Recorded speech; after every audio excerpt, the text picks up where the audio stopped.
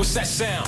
It's a hip-hop Cloverleaf podcast. Hip-hop Cloverleaf. What up? Let's go! Cloverleaf podcast. Thank you for tonight.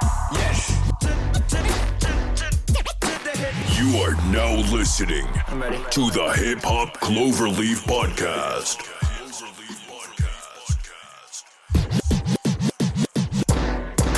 What up, what up, what up? Good morning, good evening, good afternoon, and good night. And welcome back to the Hip Hop Cloverleaf Podcast. We are your hosts. It's your boy O. Hey, it's your boy EC. In today's episode, we have a topic centered around T-Pain's recent viral video.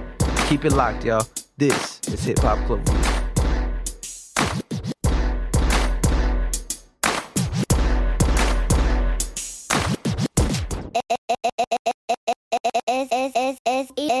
What up, what up, what up? Welcome back to the Hip Hop Cloverleaf Podcast. 4 leaves, 4 elements. Y'all know the drill. What's good, EC? What's up, man? How you doing, bro? Good, I'm good. You think they know the drill by now? I hope so. All right, so in today's episode, we are talking about T-Pain's recent viral video. This was sent to us by one of our listeners, and I feel like it was more like a haha, yo, check this out. And then we started thinking like, yo, we can make an episode out of this. Well, I mean, it went viral, man. Yeah. Oh, yeah. Everybody's seen this video by now. Just in case some people listening haven't, explain the video. So in T-Pain's most viral video, I think he games now, and he streams on Twitch, and I don't know what aggravated him or what got him so hyped, or I don't really know what exactly happened, but he went on a rant saying that all music is sounding the same. He's like, there's nothing different because I don't give a fuck about it. Like, there's nothing different. Like he just goes off, man. It was pretty post funny, it. man. We'll post it so y'all can, y'all for can know sure, what we're talking about for sure. exactly. But he's talking about like how all the music now sounds the same. He's saying like we have Lil Uzi, we got Lil Yachty, we got Lil Baby, we got the babies. Dude, there's 2 fucking babies. Let's do something different. Do something different. It's funny because he's not wrong, man. He's not wrong, and I feel like this has been a hot topic for a while now. Yeah. He said it himself. There's no era that's worse than another, but he's saying like there's always gonna be music that's bad. He's saying what's really killing it is the bad rappers, the people who make bad music, have the most money. So they're putting all their money, a big portion of their money towards the promotion, and it's getting streamed. Like all the streams are being bought. Everything is kind of like fake. Okay, so with that, I have a question. Does that fall on like the top players of these record labels? Is that like on them? Like these are the people making these decisions. Is it on them why like that is happening? You're talking about like the record labels? Yeah, if Or you're the saying- artists? Yeah, the record label. I I mean, feel because like it's it's not on the record artists label, making yeah. these decisions. Yeah, It's yeah. the people, the back scenes, people, had those puppets that with the strings. Yeah. Those people controlling those. Puppet Those are the masters. people with the money. Yeah. Putting the money behind the marketing behind the music, behind all of that. So I'm just asking, is that what it is? Those people are the ones that need to make this change? I think as far as keeping it real, yes. They should let the people be the ones that dictate what's good music and what's not. Well- It sucks, but because, okay, like put yourself in the record label shoes. If you have an artist, you signed an artist, you signed them to do a job, to make music and make money. If you have the capital to be able to push it out for them, why would you not do that? Because if they get paid, you get paid. Feel me? Yeah, for sure. So, it's all about the money here. It sucks to say, but yeah, if you got money, that's really all you need. So, okay, so you said let the people dictate. I guess I have a question with that. Mm. I asked, is it the fault of these top people, right? But is it also because of the consumers of this music? Is that people already dictate what gets popping to some degree, right? It seems like that's the music everybody's gravitating towards too. So does it fall on them as well? Is it the consumers? I feel like people are lazy. And when they're lazy, they don't look for music. They just go on what Apple Music, what Spotify has for them. Okay. Let's look at, okay, like, That's I a love good hip point. hop. I'm going to check out Rap Caviar. I'm going to listen to what everyone else is listening to. You're letting somebody else dictate what you listen to. Yeah. Okay, for us, I feel like we dig into music. It's not just me, you, and I, but I feel like there's a select group of people that do that. But for the average listener who doesn't know a lot of like artists like that, or like doesn't want to put in the work and do that, I know looking for music shouldn't be like super hard work, but I feel like when you do put in the work, you find the best music. I feel like it is a little bit on the consumer because of the lack of knowledge. But it's the record labels and the Apple Musics and Spotify's that really, I think, can change that course. Think of like a stream of water. Yeah. Kind of like a stream of music. Oh, damn. Bars. But I'm not a rapper. This thing in the middle that kind of divides where or how much water gets poured into this certain place. So I feel like they kind of control that. And if they weren't there, then I think there would be more streams in independent artists, or like more things that are kind of just free flowing versus having somebody guide it. At the end of the day, I feel like record companies and big corporations really have the final say. It's up to us whether we consume that or not. That's true. That's a great point, because say Joe from Montana, who grew up in the suburbs, not listening to hip hop until, let's say, he got into his teens. Now he's looking for these artists. Where are you gonna go to? Oh, I have Apple. Let me see what's popping, and whatever it's in there, that's what they're gonna go to.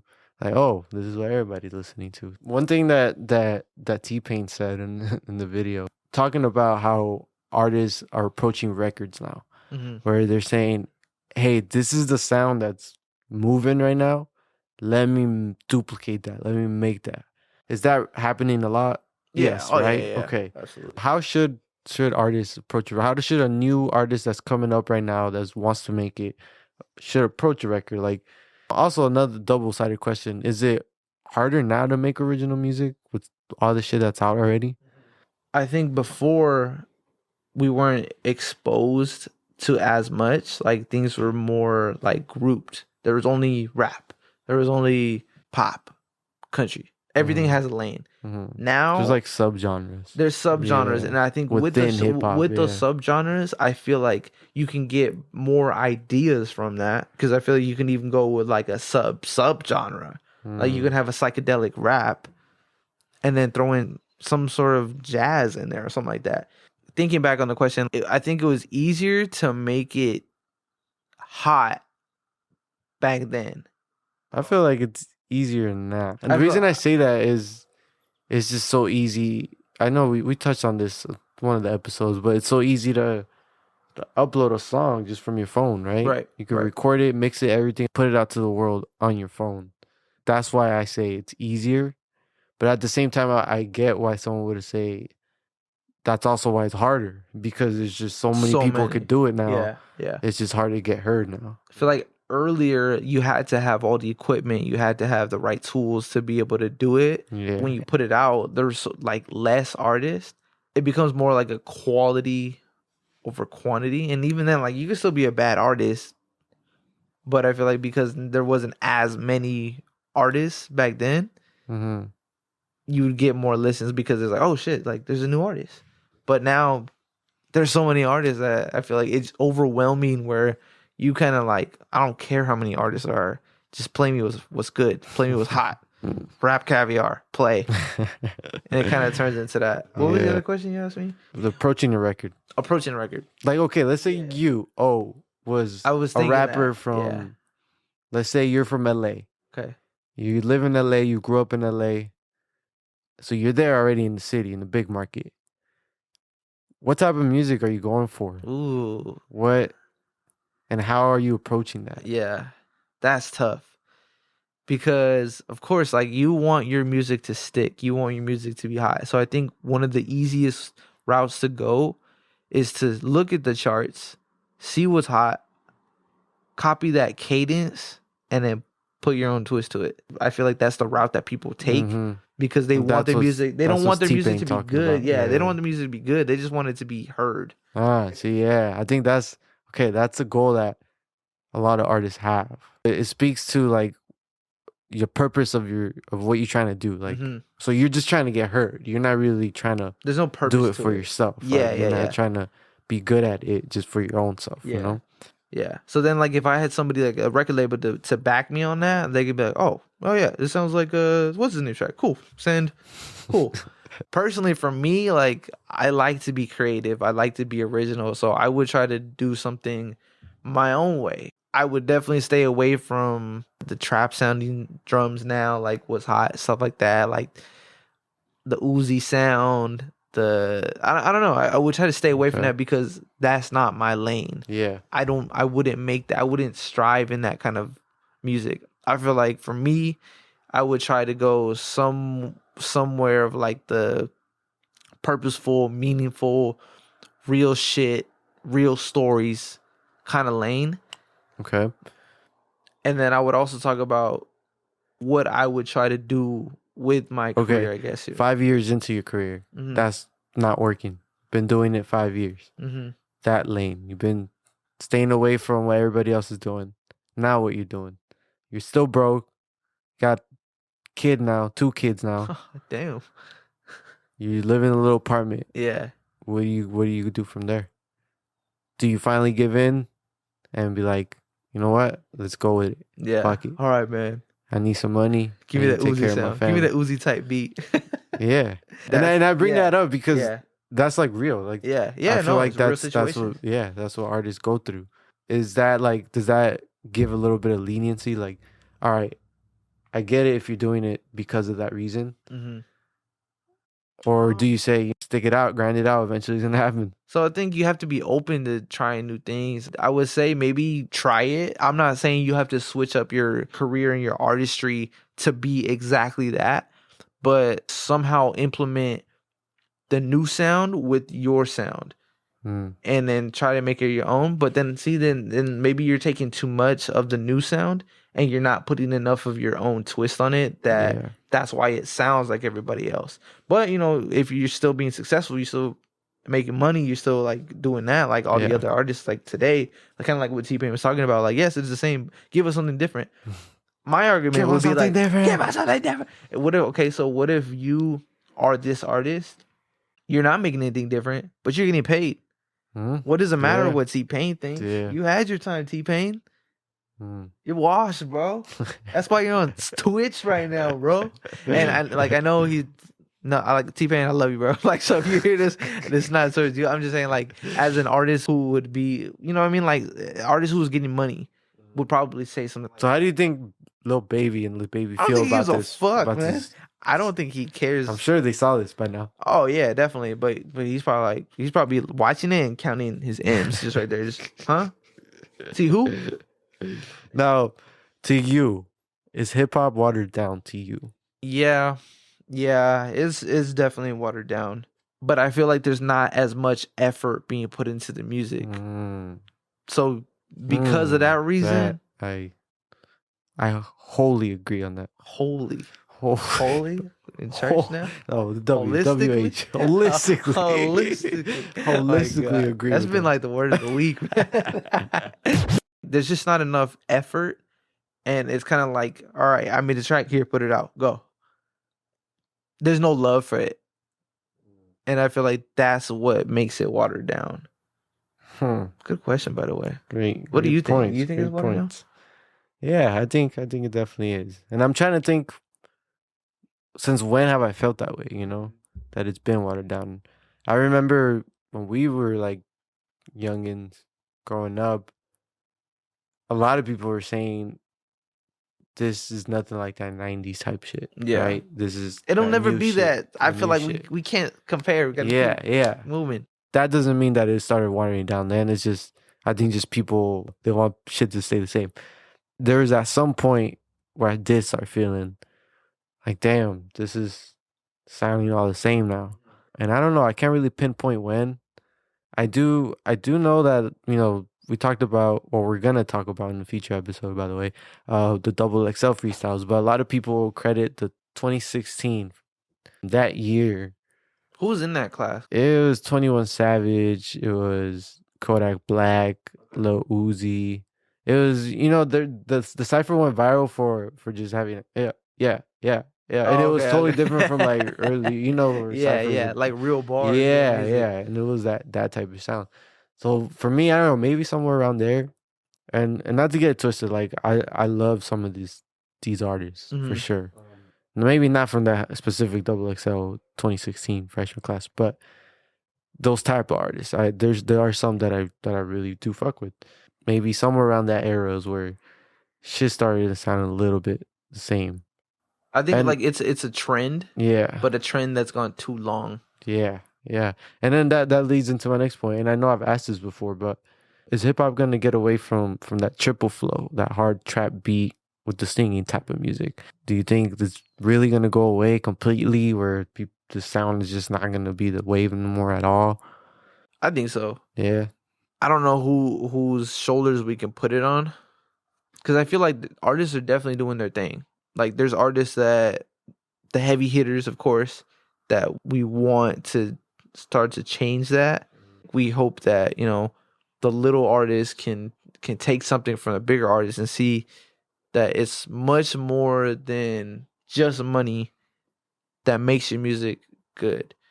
If you put in some sort of effort, some sort of real content in your music, it's not only going to make you money, but you're inspiring other people. Your music's going to go further than just a 2-minute, 3-minute song on the radio that's going to be popular for a year. What I'm really, really, really banking on is like having someone like a Kanye that's going to have to come in and do something totally different and like Set a whole new just wave. shake up the entire music Okay, industry I like see what that. you mean. It's hard to do, but I feel like it's definitely possible. The sound, like you mentioned, has been around since like 2016. Right now we're in 2021. I would give it maybe like another 4 years.